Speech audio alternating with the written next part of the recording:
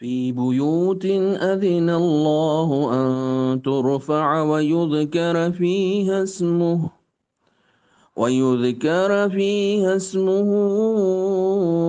يسبح له فيها بالغدو والآصال.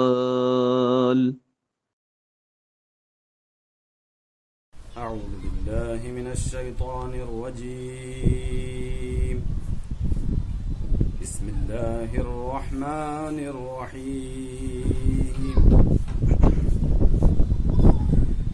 وإذ قال إبراهيم رب اجعل هذا بلدا آمنا وارزق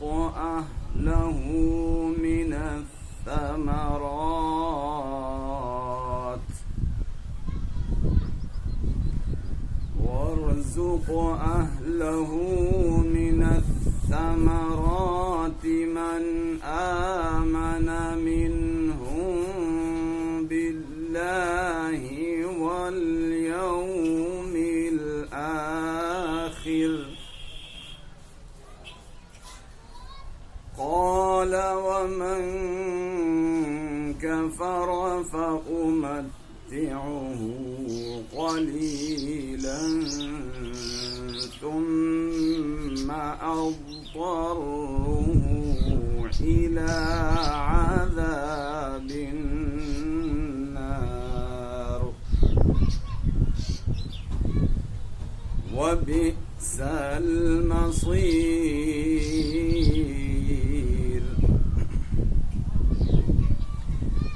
وإذ يرفع إبراهيم القواعد من البيت وإسماعيل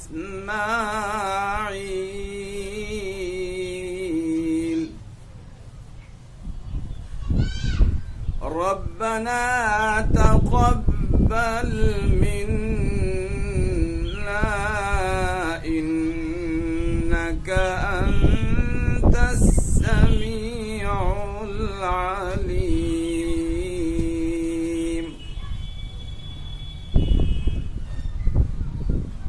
ربنا واجعلنا مسلمين لك ومن ذريتنا أمة مسلمة لك وأرنا مناسكنا وتب علينا إنك أنت التواب الرحيم. اعوذ باللہ من الشیطان الرجیم. بسم اللہ الرحمن الرحیم. الحمد للہ رب العالمین وصلی اللہ علی سیدنا محمد وآلہ الاطیبین الانجبین الاطہرین الاکرمین واللعنۃ الدائمۃ الباقیۃ علی اعدائہم اجمعین من الآن الی قیام یوم الدین آمین یا رب العالمین. اما بعد فقد قال اللہ تبارک وتعالی فی القرآن الحکیم ولا تصلی علی احد منہم مات ابدا ولا تقم علی قبرہ انہم کفروا باللہ ورسولہ وماتوا وہم فاسقون. 8 شوال یوم انہدام جنت البقیع. دنیا کا ہر غیرت مند انسان بالعموم اور غیرت مند مسلمان بالخصوص آل سعود مرد آباد کے نعرے لگانا اپنے لیے باعث افتخار سمجھتا ہے. اسی تاریخ میں 10 برس قبل آل رسول کے قبور کو منہدم کرنے کا کارنامہ انجام دیا وہابیت نے. تاریخ اسلام اور تاریخ انسانیت کا سیاہ ترین دن درج ہوا ہے 8 شوال کا. ہماری بین الاقوامی تنظیموں سے یونیسکو جیسی دیگر ذمہ دار تنظیموں سے یہ اپیل ہے کہ آپ کوشش کیجئے ہمیں موقع ملے کہ ہم پہنچیں ائمہ اطہار کے روضے کی تعمیر کے لیے تاکہ دنیا بھر کے مسلمان معصومین کی زیارت کے لیے آگے بڑھیں اور بغیر کسی روک ٹوک کے وہ اپنے معصوم ہستیوں کو تحفہ سلام اور نذرانِ عقیدت پیش کر سکیں. میں چند باتیں گزارش کرنا چاہتا ہوں۔ سورہ توبہ کی آیت نمبر 84 کو میں نے سرنامہ سخن قرار دیا۔ کریم پروردگار اپنے حبیب کو مخاطب کر کے ارشاد فرما رہا ہے، ان میں سے جو مر جاتے ہیں اس کے جنازے پر ہرگز نماز نہ پڑھنا اور اس کی قبر پر بالکل مت ٹھہرنا، وہ لوگ خدا اور اس کے رسول کے سلسلے میں کافر ہیں اور فسق کے حالت میں اس دنیا سے رخصت ہوئے ہیں۔ یقیناً ٹھکانہ ان کا جہنم کے سوا کچھ اور نہیں ہے۔ حبیب خدا کو پروردگار یہ حکم دے رہا ہے، منافقوں کی نماز مت پڑھیے گا، منافقوں کی قبروں پر حاضری درج مت کرائیے گا۔ آج بھی ہیں ایسے منافقین۔ اسی فلسطین اور اسرائیل کی جھڑپ میں ہم نے دیکھ لیا کہ جب فلسطینی مظلوم عوام کو ستایا جا رہا ہے، ہیں کچھ ایسے نام نہاد مسلمان جو منافقت کے ہمراہ اسرائیل کا ساتھ دے رہے ہیں، اور ساتھ ہی ساتھ یہ محسوس ہوتا ہے، دنیا کا سادہ لو مسلمان یہ سمجھ رہا ہے کہ نہیں، ترکی کا صدر بڑا اچھا کارنامہ انجام دے رہا ہے، نہیں، تاریخ میں درج کیا جائے گا تمہاری منافقت کو اور تمہارے دوغلے پن کو۔ آپ توجہ کیجئے، نبی اعظم تمام بشریت کی ہدایت کے لیے عظیم لازوال کلام قرآن مجید کی شکل میں لے کر آئے، جو دنیا انسانیت کے لیے بہترین سرچشمہ ہدایت، اور اس قرآن مجید کی آیات کی تفسیر بیان کرنے کا حق بھی نبی اور اولاد نبی کو ہے، اہل بیت اطہار کو ہے۔ صحیح علم بھی قرآن کریم کی آیات کی وضاحت کا معصومین کو ہے۔ امام حسین نے کیا فرمایا تھا؟ ان للقرآن ظاہرا و باطنا ولبطنہ بطن الی سبعۃ ابطن، قرآن کا ظاہر، قرآن کا باطن، قرآن کے باطن میں باطن، یہاں تک کہ قرآن مجید کے 7 بطون ہیں۔ کیا دنیا کے ناپاک عناصر، اسلام دشمن افراد، اسلامی نقاب کو اپنے منہ پر ڈالنے والے نام نہاد مسلمان قرآن مجید کی صحیح تفسیر بیان کر سکتے ہیں؟ ممکن نہیں ہے۔ ہم نے دیکھا ہے ناپاک افراد اپنی ناپاک فکر کو پاکیزہ بنانے کے لیے قرآن مجید کی آیات کی منگھڑت تفسیر بیان کر کے پیش کرنے کی کوشش کرتے ہیں۔ اور ہم نے یہ بھی دیکھا ہے کہ چاہے وہ آج کا دور ہو، چاہے وہ گزشتہ دور رہا ہو، جہاں سیاسی مفاد پرستی کے نتیجے میں لوگوں نے دنیا میں اپنے آپ کو اتنا غرق کر لیا کہ جس کے نتیجے میں حقیقی اسلام کا چہرہ دنیا تک نہیں پہنچ سکا۔ ایسے میں ذمہ داری ہے ایک ذمہ دار مسلمان کی، ایک واقعی مسلمان کی، کہ حقیقی اسلام کے چہرے سے لوگوں کو آشنا کریں کہ یہ ہے اسلام، یہ ہے پیغمبر خاتم کا دین۔ یہ وہابیت ہو یا طالبانیت ہو یا داعشیوں کا وجود ہو، یہ سب کس لیے؟ تاکہ اسلام کی مسخ شدہ تصویر کو دنیا کے سامنے پیش کیا جائے۔ یہ صرف اسلام کو بدنام کرنے کے لیے، اس کے سوا کچھ اور نہیں۔ غیر منقسم ہندوستان میں آپ قادیانیت کو دیکھیے، یا آپ بعض عربی ممالک میں طالبانیت کو دیکھیے، یا آپ وہابیت کو دیکھیے، یا آپ ایران میں بہائیت کو دیکھیے، یہ اسلام دشمن عناصر کے وہ تمام ایجنڈے جنہوں نے اسلام کی تصویر کو بدنما داغ بنایا، حقیقی اسلام سے لوگوں کو دور رکھا۔ ایسے میں ذمہ داری ہے ذمہ دار علماء کی، بات شیعہ علماء کی نہیں، بات سنی علماء کی نہیں، بات شیعہ مسلمانوں کی نہیں، بات سنی مسلمانوں کی نہیں، بات تمام ذمہ دار اور واقعی مسلمانوں کی ہے کہ آئیں اور اسلام کی صحیح تصویر دنیا والوں کے سامنے پیش کریں۔ آپ توجہ کیجئے، میں بعض روایات جنت البقیع کے سلسلے میں آپ کے سامنے پیش کروں۔ نبی خاتم حضرت محمد مصطفیٰ صلی اللہ علیہ وآلہ وسلم کا ارشاد گرامی ہے کہ جنت البقیع سے 70,000 لوگ ایسے محشور ہوں گے جن کے چہرے چاند کی طرح چمک رہے ہوں گے، اور وہ بغیر حساب کتاب کے وارد بہشت ہوں گے۔ یہ ہے جنت البقیع کی عظمت۔ میں گزارش کروں گا آپ پڑھیے جنت البقیع کے سلسلے میں استاد محترم جناب حجت الاسلام والمسلمین عالی جناب مولانا سید حمید الحسن صاحب قبلہ زیدی حفظہ اللہ کی اس تحریر کو، جو ایک مختصر سا کتابچہ ہے جس میں انہوں نے جنت البقیع کے سلسلے میں نہایت مفید معلومات فراہم کیے۔ کیا ہے اس کا تاریخچہ، کہاں واقع ہے، کون سے افراد ہیں جو وہاں دفن ہوئے ہیں، کب اس کو خراب کیا گیا، مقصد کیا تھا، یہ ساری باتیں آپ کو اس میں مل جائیں گے، ضرور حاصل کیجئے۔ میں ایک روایت اور پیش کروں، صادق آل محمد حضرت امام جعفر صادق علیہ السلام سے شیخ صدوق نے اسے نقل کیا ہے کہ تم میں سے جو شخص حج کرنے جائے تو اسے اپنے حج کو رسول اکرم کی زیارت پر تمام کرنا چاہیے. کیونکہ اس کا حج اسی زیارت پر مکمل ہوتا ہے.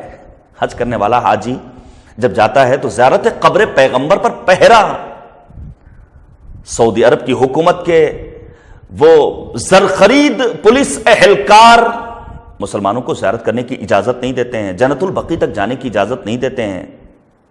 کیسے انسان کا حج مکمل ہو سکتا ہے؟ ایک روایت اور پیش کروں.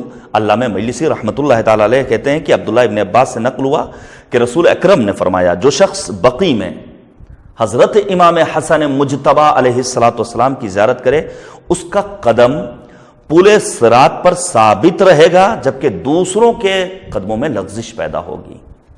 اگر آج کا مسلمان یہ چاہتا ہے کہ عند اللہ سرخرو ہو تو اسے بقیع کی قبروں کی زیارت کے لیے اپنے آپ کو وہاں پہنچانا ہوگا. معبود ہم سب کو توفیق دے کہ ہم ائمہ بقیع کی زیارت کے لیے پہنچیں. اب آپ توجہ کیجئے گا, میں آپ کے سامنے چند ایک مطالب اور بیان کروں کہ آخر امت مسلمہ کا کیا طریقہ کار رہا ہے. کیا نبی اعظم نے زیارت قبور سے روکا ہے؟ کیا سورہ توبہ کی آیت نمبر 84 یہ کہہ رہی کہ عام قبروں پر بھی حاضری نہیں دینا ہے؟ میں نے عرض کیا صحیح تفسیر پہنچانا رسول, آل رسول اور مکتب رسول اعظم کے بہترین علماء کا ہی کارنامہ ہو سکتا ہے, اور کسی کو حق نہیں ہے کہ وہ آئے اور قرآن مجید کی آیت کریمہ کی اپنی جانب سے تفسیر بیان کرے. آپ پڑھیے تاریخ اسلام, نبی اعظم حضرت محمد مصطفیٰ صلی اللہ علیہ وآلہ وسلم کی رحلت کے بعد ابتدائی 2 خلفاء انہوں نے کیا خواہش ظاہر کی کہ انہیں پہلو پیغمبر خاتم میں جگہ نصیب ہو. لیکن یہ معاملہ کب خراب ہوا؟ جہاں وہ 2 خلفاء آرزو کر رہے تھے وہیں 7ویں صدی ہجری میں وہابیت کا فکری رہنما ابن تیمیہ آتا ہے. اس نے آنے کے بعد اسے حرام قرار دیا, اور پھر اس کا شاگرد ابن قیم آتا ہے, اس نے آنے کے بعد بنی ہوئی قبروں کو منہدم کرنے کا ایک منحوس فتویٰ دیا جو شرم آور ہے. رب کریم کی بارگاہ میں دعا کرتے ہیں خدایا وہ افراد جو زیارت قبور کے منکر ہیں, جو قبروں کو منہدم کرنے کا حکم دیتے ہیں, معبود ان سب کو نیست و نابود کر دے. وہابیت کا فکری رہنما ابن تیمیہ کیا کہتا ہے کہ ہر وہ شخص جو نبی اکرم یا کسی دوسرے اولیاء و صالحین کی قبر کی زیارت کرے وہ شرک کا مرتکب ہوا, اور اگر کوئی انسان خدا کے علاوہ کسی اور کی طرف متوجہ ہوا تو وہ مشرک ہے. لہذا یہ عمل حرام ہے اور شرک کے زمرے میں آتا ہے.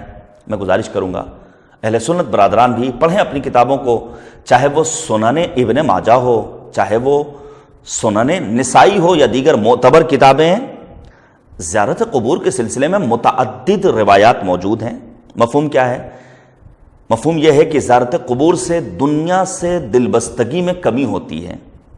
انسان زیارت قبور کے نتیجے میں عبرت حاصل کرتا ہے. آخرت کی یاد کا سبب یہی زیارت قبور ہے. میں کہنا چاہتا ہوں کہ قرآن مجید تنہا دنیاوی زندگی کے لیے منشور حیات نہیں ہے بلکہ اخروی زندگی کے لیے بھی دستور حیات ہے. پڑھیں انسان قرآن مجید کو, سوچ سمجھ کر پڑھے.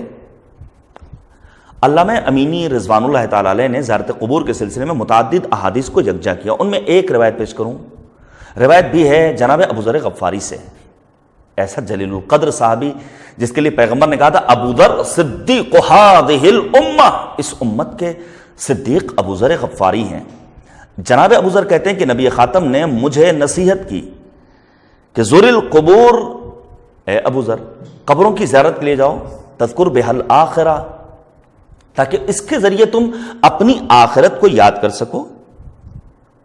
اسے حاکم نیشاپوری نے بھی نقل کیا ہے, اور پھر کہتے ہیں ھذا الحدیث صحیح, یہ حدیث معتبر ہے, صحیح ہے.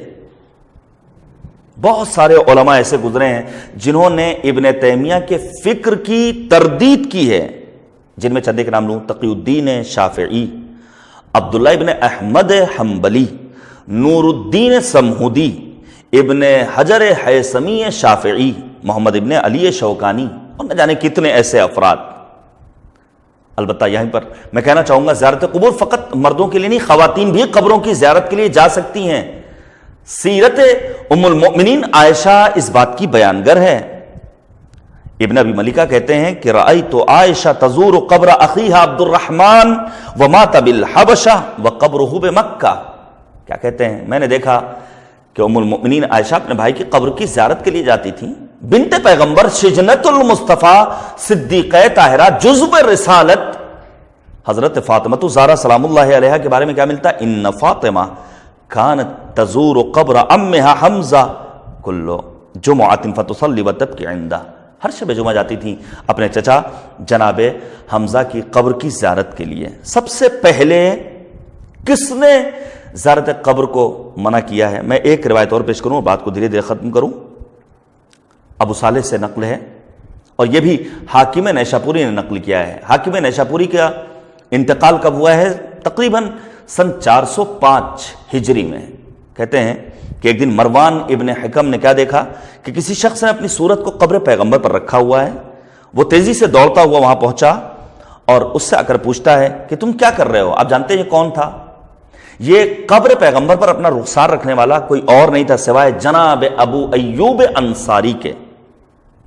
اس موقع پر ابو ایوب کہتے ہیں کہ میں سنگ کی یا کسی دوسری چیز کی زیارت کے لیے نہیں آیا ہوں، بلکہ میں نبی خاتم کی زیارت کر رہا ہوں. اور چاہے وہ حاکم نیشاپوری ہوں، چاہے وہ ذہبی جیسے معتبر عالم ہوں، ان سب نے نقل کیا یہ روایت بالکل صحیح ہے اور معتبر ہے. لہذا اصل ریشہ کہاں سے ملتا ہے؟ وہ مروان ابن حکم سے.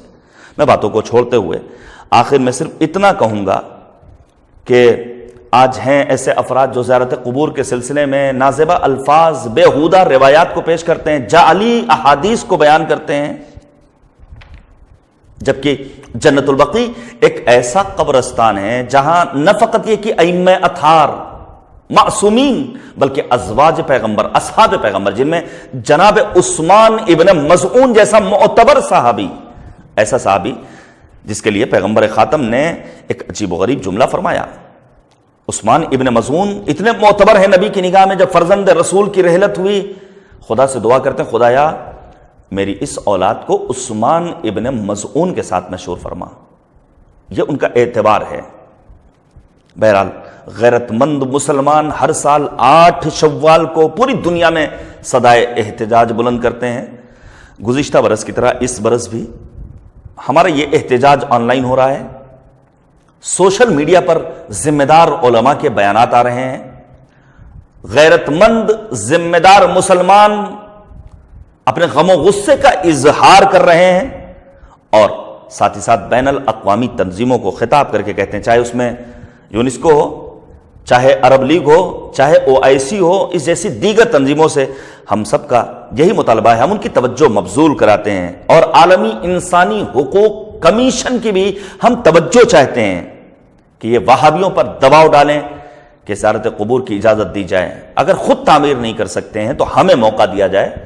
ہمارے اندر اتنی توانائی ہے اور ہمیں معلوم ہے کہ اللہ خود ہماری مدد کرنے والا ہے. ہم پہنچیں گے، ائمہ اطہار کا دیدہ زیب حرم تعمیر کریں گے.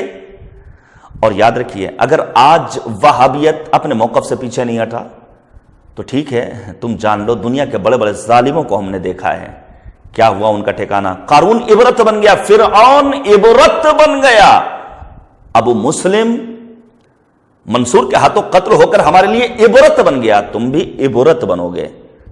رب کریم کی بارگاہ میں دعا ہے کہ یہ آل سعود جن کے سیاہ کارناموں کی ایک طویل فہرست ہے، انہوں نے مسجد الحرام کی وسعت کے نام پر بہت کچھ تخریب کاریاں کی. معبود ان کو نیست و نابود کر دے.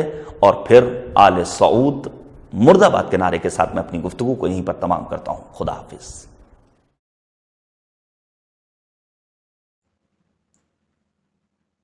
ماشاء اللہ ولا حول ولا قوة الا باللہ العلی العظیم.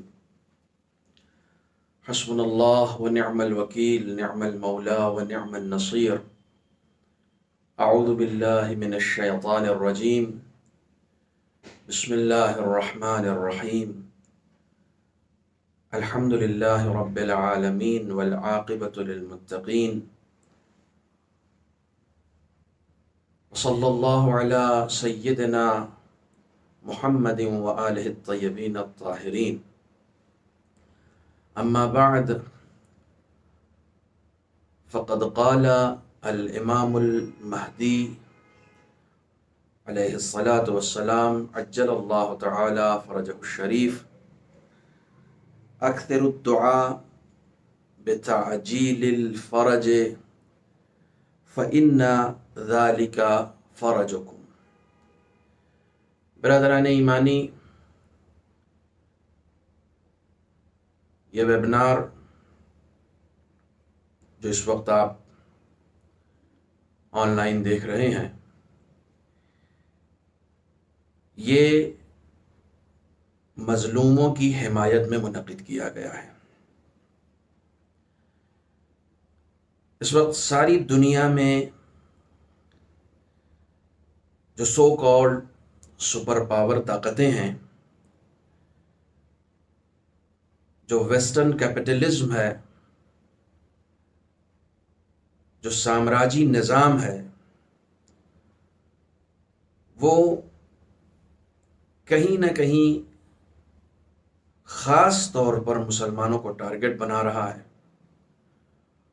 مسلمانوں کا قتل عام کیا جا رہا ہے، ان کا خون بہایا جا رہا ہے۔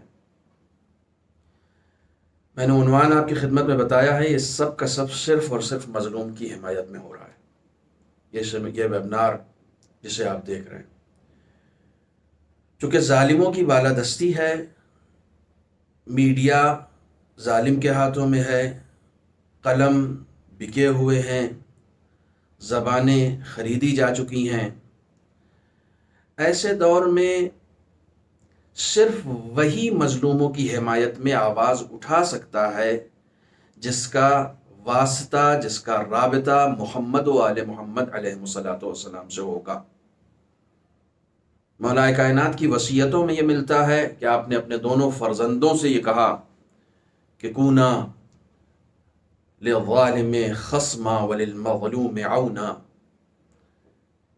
اپنے فرزندوں سے خطاب کر کے کہا کہ مظلوم کے حامی بن جاؤ اور اپنا غضب ظالموں کے لیے رکھو، ظالموں پر غضبناک رہو، جو تمہارے اندر غیظ ہے، جو تمہارے اندر غصہ ہے، وہ سب ظالموں کے لیے ہونا چاہیے۔ ساری دنیا اس وقت دیکھ رہی ہے، ہم ایک ایسے دور میں ہیں کہ جس میں اسرائیل، کہ جسے کسی زمانے میں فلسطین نے بھیک کے طور پر تھوڑی سی جگہ رہنے کے لیے دی تھی، آج وہی اپنے اوپر احسان کرنے والے فلسطینیوں کو ظلم و ستم کا نشانہ بنا رہا ہے۔ معصوم بچوں کا قتل ہو رہا ہے، انٹرنیشنل قانون کے خلاف جا کر رہائشی علاقوں پر بمباری کی جا رہی ہے، بغیر کسی نوٹس کے بمباری کی جا رہی ہے، اور کس طریقے سے روزانہ ماتم کدہ فلسطین اور غزہ کی سرزمین بنی ہوئی ہے، یہ ساری دنیا دیکھ رہی ہے۔ سب سے بڑی مشکل ہماری یہ ہے کہ ہمارے پاس جو خبریں آ رہی ہیں، وہ خبریں بھی انہی ذرائع سے آ رہی ہیں جو ذرائع خود ظالم کے ہاتھوں میں ہیں۔ یہ سب سے بڑی مشکل ہے، لیکن الحمدللہ یہ سوشل میڈیا اپنے طور پر کسی حد تک صحیح خبریں پہنچانے میں کامیاب ہو رہا ہے، لیکن یہ صرف ان لوگوں کے لیے ہے جو سوشل میڈیا پر صحیح خبروں کے متلاشی ہیں، یہ صرف انہی کے لیے دستیاب ہے، ہر کس و ناکس کے لیے یہ خبریں دستیاب نہیں ہیں۔ اب سب سے بڑی مشکل کیا ہے کہ جو ظالم ہے اس کے یہاں انسانی جان کی کوئی بھی قدر و قیمت نہیں ہے، اور اس کی کھلی ہوئی مثال ابھی افغانستان میں جو ایک مرکز تعلیم پر، وہ بھی نسواں، جو بربریت بھرا حملہ تھا اور جس میں تقریباً 85 کے آس پاس طالبات شہید ہوئیں، تقریباً 85 کے آس پاس موتیں ہوئیں اور نہ جانے کتنے لوگ زخمی ہوئے، اس کے یہاں جان کی کوئی قدر و قیمت نہیں ہے۔ اور اس سے بڑی مشکل یہ ہے کہ ان ظالموں کا حامی اسے سمجھا جا رہا ہے کہ جو خود دشمن کا اعلی کار ہے۔ میں ایک چیز کی طرف صرف اشارہ کرنا چاہوں گا، چونکہ وقت بہت محدود ہے۔ اس محدود وقت میں ظاہر سی بات ہے کہ آپ تمام طرف سے اس وقت خبریں دیکھ رہے ہیں، حماس کے حوالے سے بھی خبریں دیکھ رہے ہیں اور حزب اللہ کے حوالے سے بھی خبریں آپ تک پہنچ رہی ہیں۔ حماس ہو یا حزب اللہ ہو، یہ جس طریقے سے اسرائیل کو ٹارگٹ کرتے ہیں، یہ ظاہر سی بات ہے کوئی حکومت نہیں ہے، یہ ایک تنظیمیں ہیں، چھوٹی چھوٹی تنظیمیں ہیں کہ جو بہرحال اپنی سرزمین کا دفاع کر رہی ہیں، اور ظاہر سی بات ہے ان چھوٹی چھوٹی تنظیموں کو کسی نہ کسی پشت پناہی کی ضرورت ہوتی ہے، اور الحمدللہ محمد و آل محمد کے چاہنے والوں نے ہی ان کی پشت پناہی کی ہے۔ اور یہ دنیا یہ ساری باتیں جو ہیں یہ دنیا جانتی ہے اس وقت کہ ان کی پشت پناہی کون کر رہا ہے۔ حماس کے لیڈران، القسام گروپ کے جو لڑاکے ہیں، جو فوجی ہیں، جو سربراہ ہیں، جو کمانڈوز ہیں، وہ اعلانیہ طور پر جمہوریہ اسلامی ایران کا شکریہ ادا کرتے ہیں، ان کی حمایت کا شکریہ ادا کرتے ہیں، مالی امداد کا شکریہ ادا کرتے ہیں، اسلحوں کا شکریہ ادا کرتے ہیں، اور یہ بتا رہے ہیں کہ مظلوموں کی حمایت میں صرف وہی قوم آگے آ سکتی ہے جس کا رابطہ محمد و آل محمد سے ہو۔ بہت تعجب ہوتا ہے اس وقت جب لوگ اسرائیل کے حملوں کے بعد کچھ ایسے ممالک کی طرف نظر کرتے ہیں کہ جن کا سابقہ بہت اچھا نہیں رہا ہے۔ بعض لوگ ترکی کی طرف نگاہ کر رہے ہیں، بعض لوگ سعودی عرب کی طرف نگاہ کر رہے ہیں کہ ہاں یہ ہماری مدد کرے گا، یہ مسلمان ہے تو اسے مسلمانوں کی مدد کرنی چاہیے۔ اسرائیلیوں کو یا یہودیوں کو عام طور پر زندگیوں سے پیار نہیں ہے، وہ زندگیاں مٹا رہے ہیں۔ آپ ان سے توقع کر رہے ہیں مدد کی کہ جو زندہ تو چھوڑ دیجئے، جو مردوں کو بھی نہیں چھوڑتے ہیں، جو قبر میں سونے والوں کو بھی نہیں چھوڑتے ہیں۔ اتفاق سے یہ ویبنار ایک ایسے دور میں ہو رہا ہے کہ جو انہدام جنت البقیع کی تاریخ سے بہت قریب ہے، بلکہ انہدام جنت البقیع بھی موضوع ہے اس میں۔ یعنی آپ ان لوگوں سے توقع رکھ رہے ہیں کہ یہ فلسطینیوں کی مدد کریں گے کہ جنہوں نے مزارات منہدم کر دیے، جو رسول و آل رسول کے نہ ہوئے، نہیں، جو رسول و آل رسول کو مرنے کے بعد بھی اذیت دے رہے ہیں، وہ زندہ لوگوں کی کبھی حمایت کر سکتے ہیں؟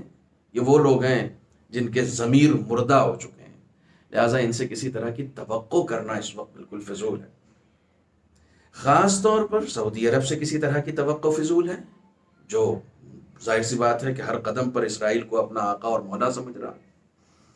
اور دوسری طرف میں اپنے سننے والوں کو خاص طور پر یہ بتا دوں کہ میڈیا اس وقت کہیں نہ کہیں ترکی کو ہیرو بنانے کی فکر میں ہے کہ اگر واقعی کوئی لڑ سکتا ہے اسرائیلیوں سے۔ اب آپ دیکھیے کہ ابھی ہفتہ بھر ہو چکا ہے، تقریباً ہونے جا رہا ہے، اور 3000 کے آس پاس راکٹ جو ہے وہ حماس مار چکی ہے، القسام گروپ مار چکا ہے، اور ان کے اپنے ٹھکانے نہیں مل رہے ہیں۔ اسرائیل کو اپنا جو ہے وہ سر چھپانے کی جگہ نہیں مل رہی ہے، ان کا جسم جو ہے وہ کانپ رہا ہے، اور ایسے میں حماس یا ایران یا حزب اللہ کا گن نہیں کہا جا رہا، ایسے میں میڈیا جو رول ادا کر رہا ہے خاص طور پر، وہ کہیں نہ کہیں ترکی کو اسرائیل کے مقابلے میں لانا چاہتا ہے کہ صاحب اگر اسرائیل کا کوئی مقابلہ کر سکتا ہے تو وہ ترکی مقابلہ کر سکتا ہے۔ کبھی اس غلط فہمی میں نہ رہیے گا۔ اسرائیل ان پہلے ممالک میں سے ہے، مجھے یاد آتا ہے کہ تقریباً 1948 یا 1949 میں ترکی نے سب سے پہلے اسرائیل کو تسلیم کیا تھا۔ اسرائیل کو تسلیم کرنے والا ملک، داعشیوں کو ٹریننگ دینے والا ملک، اسرائیل کے ساتھ بزنس کرنے والا ملک، شام میں داعشیوں کی مدد کرنے والا اور شام کو تباہ و برباد کرنے کے لیے مدد فراہم کرنے والا ملک، اس سے آپ توقع رکھ رہے ہیں کہ وہ مسلمانوں کی مدد کرے گا، جو ہمیشہ مسلمانوں کے درمیان جنگ کی آگ بھڑکانے کا کام کرتا رہا ہے، اور جو ایک طریقے سے اسرائیل کا موہرا ہے، جسے اسرائیل باقاعدہ استعمال کر رہا ہے۔ یہ خود اسرائیل کے ہتھیاروں میں سے ایک ہتھیار ہے۔ کہیں ایسا نہ ہو کہ آنے والے دور میں یہ مسلمان پھر دھوکہ کھا جائیں اور ترکی کو اپنا رہنما اور اپنا آقا اور اپنا مولا تسلیم کر لیں، اور بعد میں مشکل یہ ہو کہ وہی ترکی پھر دغا بازی کر کے پھر مسلمانوں ہی کے قتل عام پر جسے کہا جاتا ہے کہ اسلامی فوج کو نہ جھونک دے، چونکہ یہ دشمنان اسلام ہر حربے استعمال کرنا جانتے ہیں، ہر طرح کے حربے استعمال کرنا جانتے ہیں۔ چنانچہ میں گزارش کروں گا کہ بہت ہی بیدار ہو کر رہیں۔ میں نے ایک حدیث امام زمانہ عجل اللہ تعالی فرجہ الشریف ہی کی فرج کے سلسلے سے، ظہور کے سلسلے سے تلاوت کی ہے، کہ جس میں آپ فرماتے ہیں کہ اپنی دعاؤں میں زیادہ سے زیادہ ظہور کی دعا کرو، فرج کی دعا کرو۔ یہ ظہور کی دعا، یہ فرج کی دعا، یہ کشادگی کی دعا، یہ میری کشادگی کی دعا نہیں، یہ تمہاری کشادگی کی دعا ہے۔ یہ جو فرج ہے یہ میرا فرج نہیں ہے، یہ تمہارا فرج ہے۔ ہمیں ضرورت ہے، مجھے یہ لگتا ہے کہ شاید ہم ان خوش قسمت لوگوں میں سے ہیں جو انشاءاللہ اسرائیل کی نابودی اپنی آنکھوں سے دیکھیں گے، اور خداوند عالم ہمیں ان خوش قسمت لوگوں میں بھی قرار دے جو امام کا ظہور بھی اپنی آنکھوں سے دیکھیں۔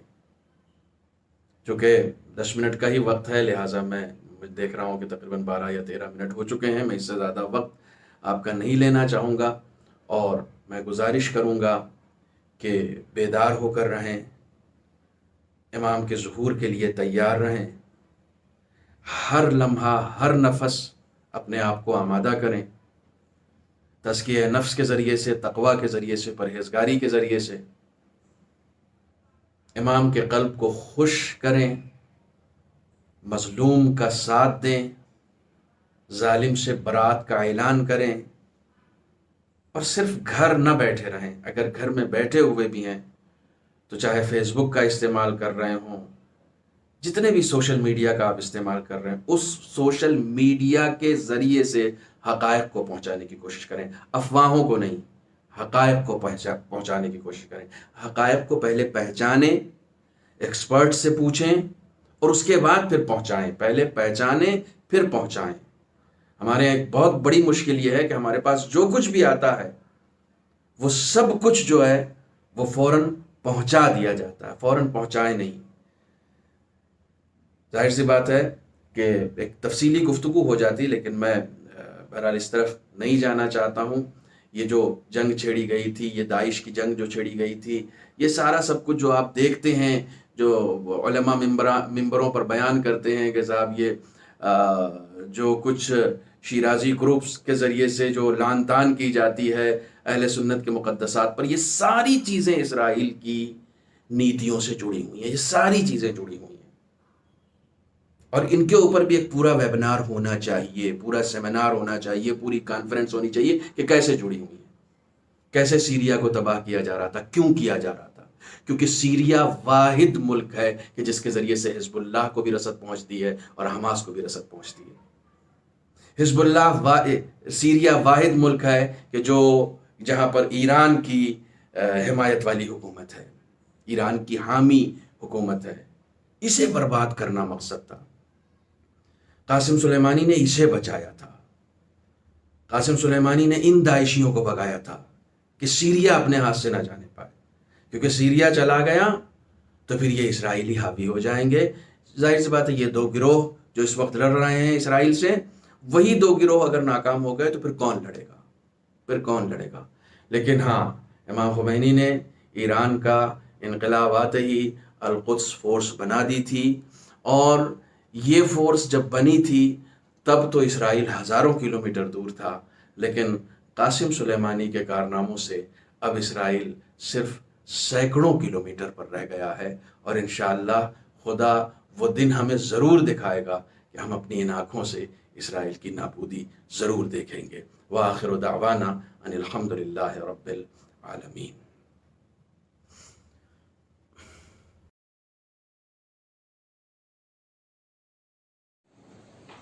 بسم اللہ الرحمن الرحیم، انا للہ و انا الیہ راجعون۔ سامعین و ناظرین کرام، آج انتہائی غم اور اندوہ کا دن ہے، جس میں انہدام جنت البقیع یعنی قبر جگر گوش رسول حضرت فاطمہ زہرا سلام اللہ علیہا اور ان کے خانوادے کے ان مقدس ترین افراد کہ جو بے مثال ہیں اس کائنات ہستی میں، یعنی امام حسن مجتبیٰ، امام سجاد علیہ الصلاۃ والسلام، امام محمد باقر، امام جعفر صادق علیہ السلام، اور ان کے علاوہ وہ تمام بزرگ شخصیات کہ جن کا مزار اس جنت البقیع میں تھا، اس پورے علاقے کو، اس پورے قبرستان کو مسمار کر دیا گیا۔ عبداللہ ابن بلیحد ملعون جو 1344 ہجری میں، جس نے ماہ مبارک رمضان میں مدینہ کے مفتیوں سے مزارات اور درگاہوں اور وہاں کے مقدس مقامات جو تعمیری شکل میں موجود تھے ان کے انہدام کا فتویٰ مفتیوں سے لیا، اور اس کے بعد 8 شوال سن 1344 ہجری کو اس ملعون نے، وہابی حکومت نے، اس پورے علاقے کو منہدم کر دیا، تمام قبور کو تاراج کر دیا۔ اس سے پہلے 1220 ہجری میں بھی وہابیوں نے بڑی تخریب کی تھی اور بڑا نقصان پہنچایا تھا خود مسجد نبوی کو اور ان مزارات مقدسہ کو، لیکن 1344 ہجری 8 شوال میں ان کو بالکل زمیندوز کر دیا گیا اور ایک دم مسمار کر دیا گیا۔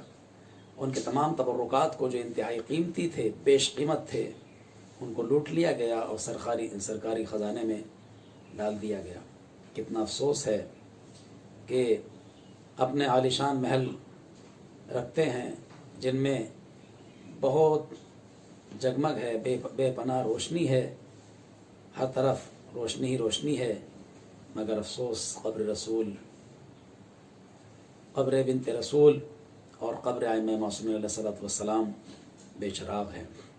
اس میں صرف ائمہ معصومین علیہ السلام کی قبریں ہی نہیں بلکہ مقدس اصحاب کی بھی قبریں ہیں۔ مادر جناب عباس حضرت ام البنین جناب فاطمہ بنت اسد اور تمام بہت سے مقدس شخصیات کی قبریں ہیں، مگر کیا کیا جائے اس تعصب کا اور اس دشمنی اہل بیت کا کہ جس نے ان کے آنکھوں پر ویسا پردہ ڈال دیا کہ جو آج تک نہیں اٹھا ہے۔ خداوند عالم جلد سے جلد امام زمانہ عجل اللہ تعالی فرجہ الشریف کا ظہور فرمائے تاکہ آپ اپنی دادی اور اپنے اجداد کے خون کا انتقام لے، ان کے اوپر ہونے والے ظلم کا انتقام لے۔ خدا لعنت کرے آل سعود پر اور ان کی حکومت کا جلد سے جلد خاتمہ فرمائے تاکہ دنیا میں ہم اپنی آنکھوں سے اس ظلم کے انتقام کو دیکھیں جو انہوں نے آل رسول پہ کیا ہے۔ اس موقع کی مناسبت سے سلام کے چند شعر آپ کی خدمت پیش کر رہا ہوں۔ بے سائبان مرقد زہرا ہے آج بھی، بے سائبان مرقد زہرا ہے آج بھی، زخمی میرے نبی کا کلیجا ہے آج بھی، زخمی میرے نبی کا کلیجا ہے آج بھی، اہل مدینہ شرم سے مر جاتے کیوں نہیں، اہل مدینہ شرم سے مر جاتے کیوں نہیں، باغ علی و فاطمہ اجڑا ہے آج بھی، بے صاحبان مرقد زہرا ہے آج بھی۔ کس طرح تم نے اجر رسالت ادا کیا، کس طرح تم نے اجر رسالت ادا کیا، نوحہ کو نہ جو آئے قربا ہے آج بھی، بے صاحبان مرقد زہرا ہے آج بھی۔ اڑتی ہے خاک گود کے پالے کی قبر پر، اڑتی ہے خاک گود کے پالے کی قبر پر، بنت رسول کا یہی نوحہ ہے آج بھی، بے صاحبان مرقد زہرا ہے آج بھی۔ سجاد اور باقر و جعفر کی قبر پر، سجاد اور باقر و جعفر کی قبر پر، خود بے کسی کا نوحہ گریا ہے آج بھی۔ ٹوٹا ہوا یہ جیسے مزار بطول ہے، ٹوٹا ہوا یہ جیسے مزار بطول ہے، بنت نبی کا پہلو شکستہ ہے آج بھی، بے صاحبان مرقد زہرا ہے آج بھی۔ ظلم و ستم جو ڈھایا ہے آل سعود نے، ظلم و ستم جو ڈھایا ہے آل سعود نے، اس کی گواہ گنبد خضرا ہے آج بھی۔ ظلم و ستم کی ساری حدیں پار ہو گئی، ظلم و ستم کی ساری حدیں پار ہو گئی، تاریخ کے ورق پہ یہ لکھا ہے آج بھی۔ صابر بقی کی دیکھ کے تصویر نوحہ گر، صابر بقی کی دیکھ کے تصویر نوحہ گر، آنکھوں میں میری اشکوں کا دریا ہے آج بھی، آنکھوں میں میری اشکوں کا دریا ہے آج بھی، بے صاحبان مرقد زہرا ہے آج بھی۔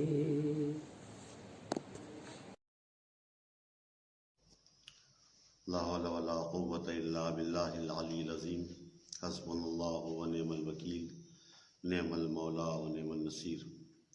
اعوذ باللہ السمیع العلیم من الشیطان اللعین الرجیم، بسم اللہ الرحمن الرحیم۔ الحمد للہ رب العالمین، والصلاة والسلام علی خاتم النبیین وعلی آلہ الطاہرین۔ اما بعد، فقد قال اللہ تعالی فی محکم کتابہ، بسم اللہ الرحمن الرحیم، وَنُرِيدُ أَن نَّمُنَّ عَلَى الَّذِينَ اسْتُضْعِفُوا فِي الْأَرْضِ وَنَجْعَلَهُمْ أَئِمَّةً وَنَجْعَلَهُمُ الْوَارِثِينَ۔ حضرات،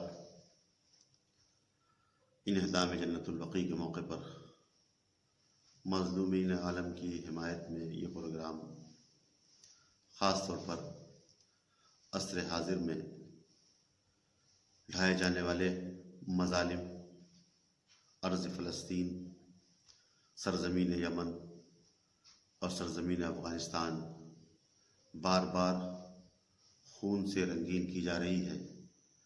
نائجیریا میں بے گناہ مبلغ اور معلم انسانیت کو بلا وجہ قید و بند کی سزائیں دی جا رہی ہیں۔ سعودی عرب پر قابض نام نہاد اسلامی حکومت دشمنوں کے ہاتھ میں ہاتھ دے کر آل محمد کے چاہنے والوں پر بے پناہ مظالم ڈھا رہی ہے۔ اس سے اسلام دشمن طاقتوں کے حوصلے بڑھے ہوئے ہیں۔ عرب دنیا کی بدحالی، بے حیائی اور ظالموں کے سامنے ان کی ذلت و رسوائی نے آج عالم اسلام کو انتہائی پیچیدہ حالات سے دوچار کر رکھا ہے۔ پوری دنیا میں مظلوموں کے حق میں آواز اٹھانے والے چند گنے چنے افراد ہیں جن کی آواز کو سدا بصیرہ تصور کیا جا رہا ہے، لیکن دنیا یہ یاد رکھے کہ مظلوموں کے حق میں اٹھنے والی آواز چاہے نہیں بھی کیوں نہ ہو، ظالم کے ایوانوں میں زلزلہ پیدا کر دیتی ہے اور ظالم کو اس بات کا احساس دلا دیتی ہے کہ اس کا ظلم زیادہ دیر تک باقی رہنے والا نہیں ہے۔ گزشتہ ایک صدی میں خاص طور پر، ورنہ یوں تو پوری تاریخ انسانیت ہمیشہ انسانی ظلم و ستم کا شکار رہی ہے، لیکن گزشتہ ایک صدی میں مظالم نے جو شکل اختیار کی ہے وہ شاید گزشتہ تاریخ ظلم و ستم سے مختلف اور منفرد ہے۔ تاریخ انسانیت میں پہلا خون بہا جناب حابیل کو قابیل نے شہید کیا، لیکن شہید کرنے کے بعد کم سے کم اسے اتنا احساس تھا کہ حابیل کی لاش کو دفن کر دیا جائے۔ یہ ظلم تاریخ اسلام میں اپنی انتہا کو پہنچا اور سرزمین کربلا پر فرزند رسول کو پیاسا ذبح کر دیا گیا۔ ظالموں کی بربریت کی کیفیت یہ تھی کہ بے گور و کفن لاشوں کو چھوڑ دیا گیا۔ آج 1400 برس کے بعد ظلم و ستم نے جو شکل اختیار کی ہے، وہاں صرف زندوں کو قتل نہیں کیا جاتا، صرف لاشوں کو بے گور و کفن نہیں چھوڑا جاتا، بلکہ قبروں کو اور قبروں پر بنے ہوئے مزارات کو منہدم کرنے کی کیفیت ہے۔ تقریباً ایک صدی پہلے دنیا عرب نے ایک انوکھا ظلم دیکھا۔ استعماری سازشوں نے اسلام اور اسلام کے حامیوں کے درمیان اختلاف پیدا کرنے کے لیے اور اسلام کو کمزور کرنے کے لیے سازش رچی، اور ظالم حکومت ترک کی، جو اگرچہ ظالم تھی لیکن مسلمانوں کے لیے ایک مرکزی حکومت تصور ہوتی تھی، اسے توڑ کر عرب قبائل میں مختلف ریاستیں تقسیم کر دیں۔ سعودی عرب میں ان کی سازش اس طرح پروان چڑھی کہ ایک انتہائی جوشیلا، کم پڑھا لکھا نوجوان انہیں نظر آیا جس کے اندر کچھ کر گزرنے کا جذبہ تھا۔ اسے ابن تیمیہ کے ایک پوسیدہ، سڑے ہوئے، بدبودار نظریے کے تحت گویا اسلام کی حمایت کا نام دے کر توحید پروردگار کے نام پر اس طرح پیش کیا گیا جہاں قبروں کا احترام اور قبروں کی تعمیر یا قبروں پر بنی ہوئی عمارتوں کو شرک کی علامت قرار دیا جائے۔ دشمن نے اس مہم کو پورا کرنے کے لیے سازش رچی۔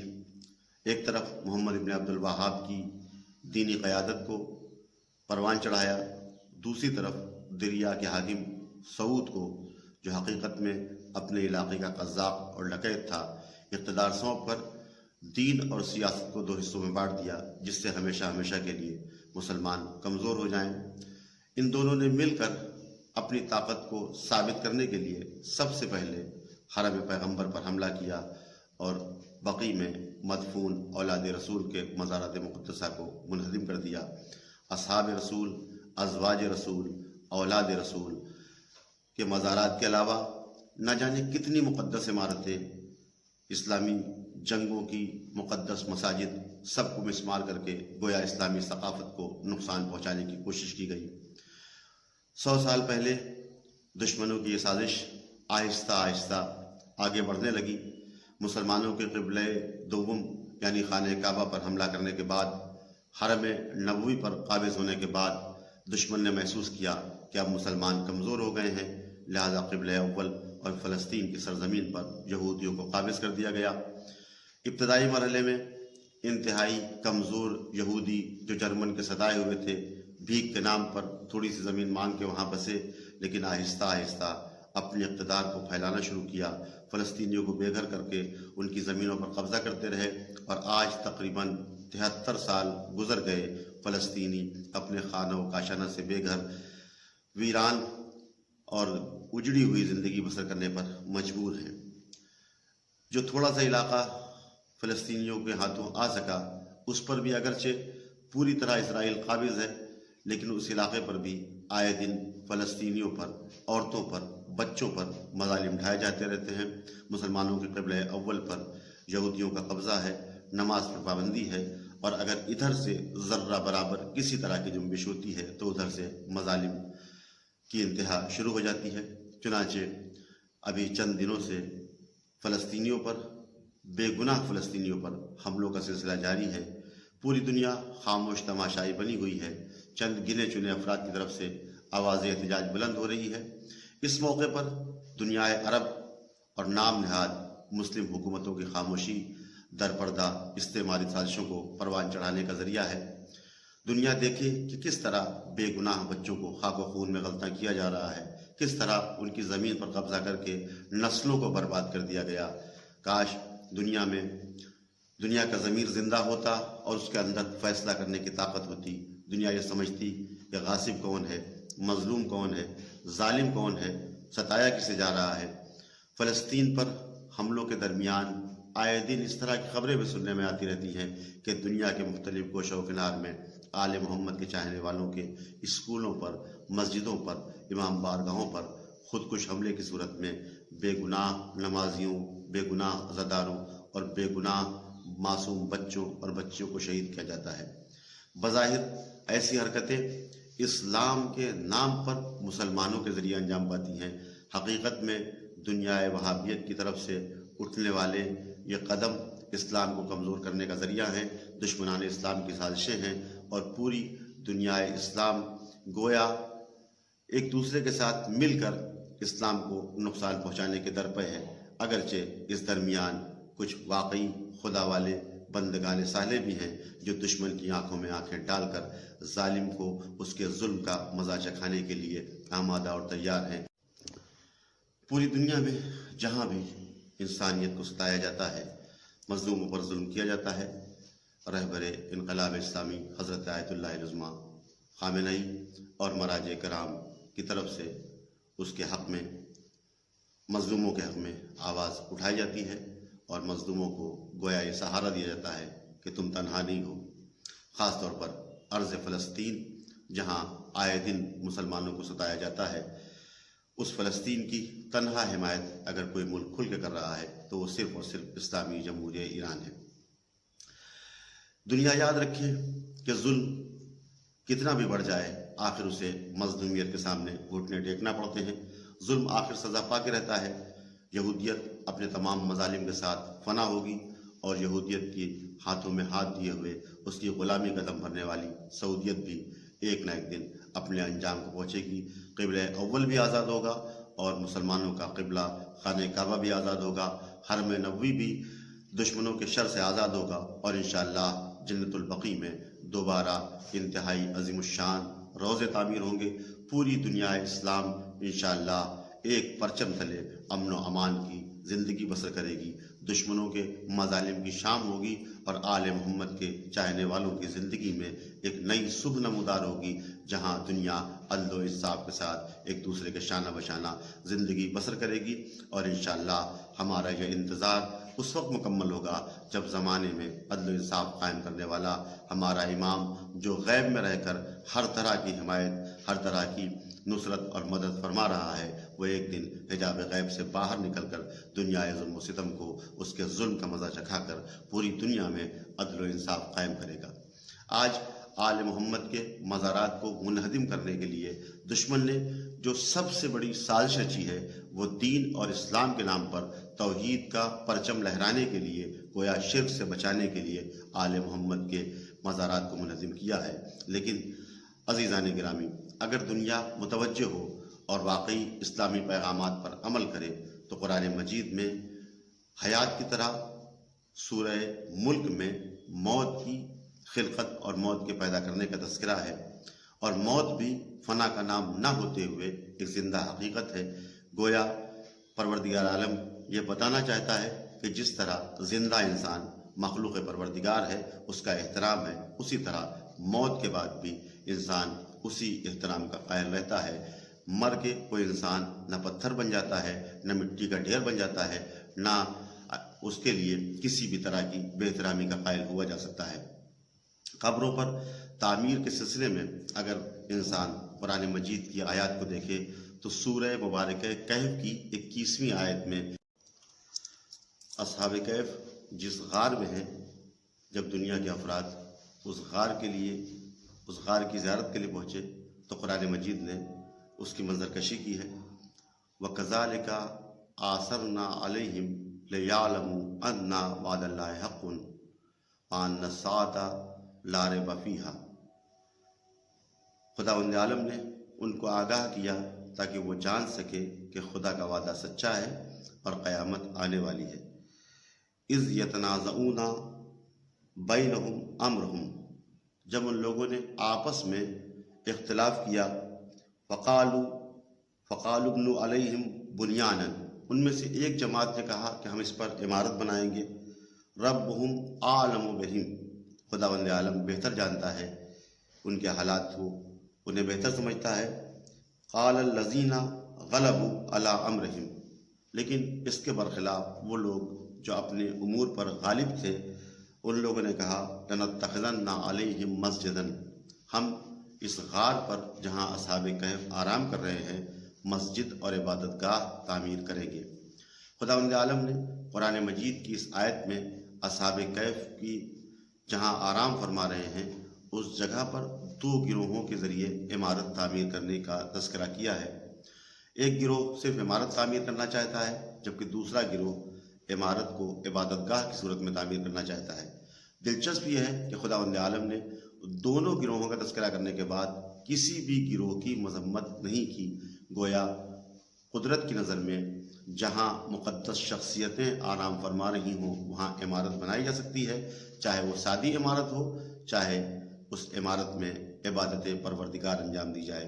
کاش امت مسلمہ قرآن مجید کی اس آیت پر توجہ کرتی تو اسے احساس ہوتا کہ جہاں اصحاب کہف سے ہزاروں درجہ بہتر منصب ہدایت پر فائز اولاد رسول، اصحاب رسول اور نہ جانے کتنی مقدس شخصیات مدفون ہیں، اس جگہ پر عمارت کو نہ صرف بہتر بنایا جائے بلکہ دشمنوں نے ان عمارتوں کو منہدم کر دیا، وہ بھی توحید پروردگار کے نام پر۔ جبکہ قرآن مجید کی دیگر آیات میں صاف لفظوں میں شعائر الہی کی تعظیم اور اسے تقوی کی علامت قرار دیا گیا ہے۔ وَمَن يُعَظِّمْ شَعَائِرَ اللَّهِ فَإِنَّهَا مِن تَقْوَى الْقُلُوبِ، دنیا جانتی ہے کہ مقدس افراد کی بارگاہیں خداوند عالم کو پہچاننے اور اس کی یاد دلانے کا ذریعہ بنتی ہیں۔ اس کے علاوہ اگر قبروں پر تعمیر اور قبروں پر بنی ہوئی عمارتیں منہدم نہ ہوتی یا قبروں کو تقدس حاصل نہ ہوتا تو دنیا محسوس کرے کہ پیغمبر اسلام کے سلسلے میں صاف صاف تاریخ میں موجود ہے کہ آپ کو آپ کے حجرے میں دفن کیا گیا۔ دنیا جانتی ہے کہ پیغمبر اسلام کو دفن کرنے کے بعد اصحاب رسول یہاں تک کہ خلفائے راشدین نے بھی اس حجرے کو منہدم کرنے کا حکم نہیں دیا۔ پیغمبر اسلام کے دفن کے بعد گزشتہ 2 خلفاء نے خود اپنی موت کے بعد اپنے کو وہاں دفن کرنے کی وصیت یا تدبیر کی، جس سے معلوم یہ ہوتا ہے کہ قبریں محترم ہوتی ہیں اور ان کی پاسبانی اور ان سے قربت انسان کو قربت الہی نصیب کراتی ہے۔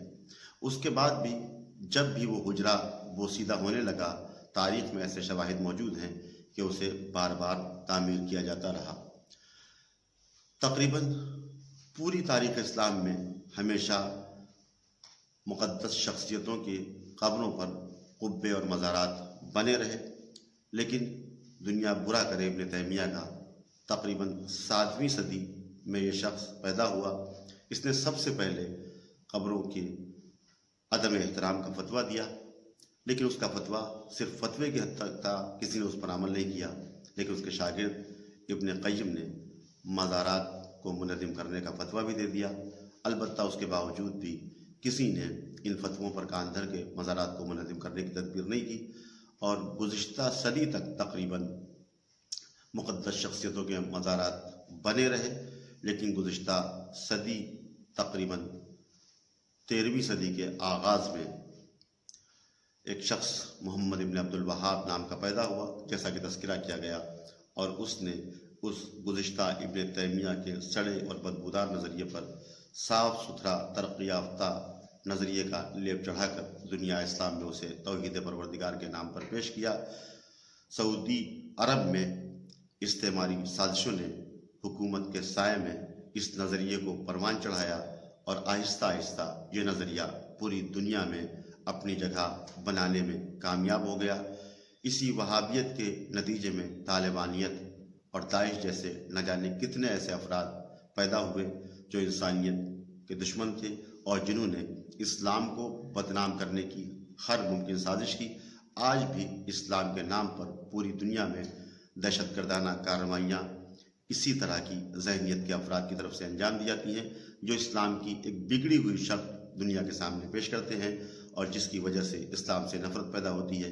काश दुनिया मुतवज्जे होती कुरान मजीद और अइम्मा मासूमीन अलैहिमुस्सलातु वस्सलाम की तालीमात की रोशनी में पैगम्बर इस्लाम की सुन्नत को ज़िंदा रखते हुए सही इस्लामी तालीमात दुनिया के सामने पेश की जाती, तो इस्लाम की बेहतरीन सूरत और इस्लाम के बेहतरीन ख़ुद-व-ख़ाल दुनिया के सामने पेश होते, जिससे इस्लाम की कशिश लोगों को अपनी तरफ मायल करके दीन इस्लाम की अज़मत और सरबुलंदी का तज़किरा करती।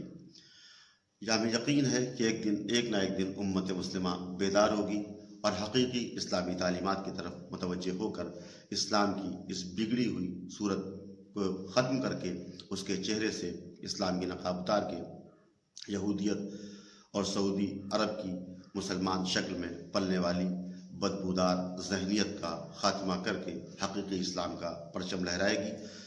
पूरी दुनिया में मज़लूमियत के हक़ में उठने वाली हमारी आवाज़ अगरचे अभी इंतहाई नहीफ़ है, लेकिन ये नहीफ़ आवाज़ भी आहिस्ता आहिस्ता पूरी दुनिया में इसकी गूंज सुनाई देगी और सारी दुनिया के अफराद मज़लूमों के हक़ में आवाज़ एहतिजाज बुलंद करके ज़ालिमों के ख़ात्मे का ऐलान करेंगे और कुरान मजीद का वो वादा सच्चा साबित होगा जहाँ ऐलान होता है सयालमुल लज़ीना ज़लमू अय्या मुनक़लिबिन यनक़लिबून। अनक़रीब ज़ालिमों को मालूम होगा कि उन्हें किस तरह पलटा पलटा कर अज़ाब दिया जाएगा। दुश्मन यकीन रखे आखिर उसके जुल्म का ख़ात्मा होगा। लिहाजा अभी से इंसानियत की तरफ मुतवज्जे होकर अगर अपनी इस्लाह करके सारी दुनिया के इंसान आपस में अमन और मोहब्बत के साथ एक दूसरे के साथ ज़िंदगी बसर करना चाहें तो शायद दुनिया बहुत जल्दी अमन व अमान का गहवारा बन जाए, वरना अगर दुनिया मुतवज्जे ना हुई तो ज़ालिमों को उनके जुल्म का मज़ा बहुत जल्दी चखना पड़ेगा और पूरी दुनिया में अमन व अमान का परचम लहराएगा। व आखिर दावाना अनिल हम्दुलिल्लाहि रब्बिल आलमीन।